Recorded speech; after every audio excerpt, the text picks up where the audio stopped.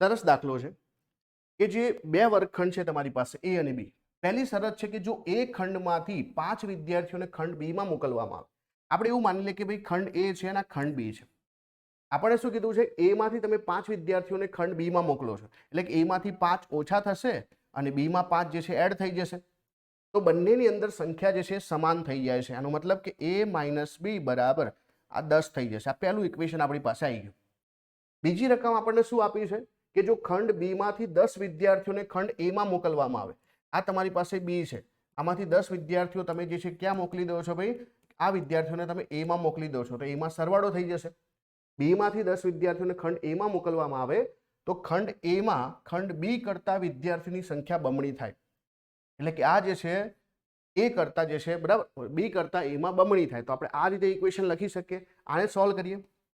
a વત્તા 10 બરાબર 2b minus 20. અહીંયા આપણે કરી શકીએ કે a માઇનસ 2b બરાબર માઇનસ 30. આ આપણું બીજું ઇક્વેશન છે અને આ બંને ઇક્વેશન આપણે સોલ્વ કરીએ તો અહીંયા શું થશે? a માઇનસ બી બરાબર 10. આને આપણે ડબલ કરીએ તો 2a માઇનસ 2b બરાબર 20 થઈ જશે. આ બીજું ઇક્વેશન અહીંયા મૂકીએ તો a માઇનસ 2b બરાબર માઇનસ 30. અને અહીંયા તમે જોશો કે અહીંયા માઇનસ, અહીંયા પ્લસ અને અહીંયા પ્લસ, તો 2b એ 2b નીકળી જશે, માઇનસ અને પ્લસ.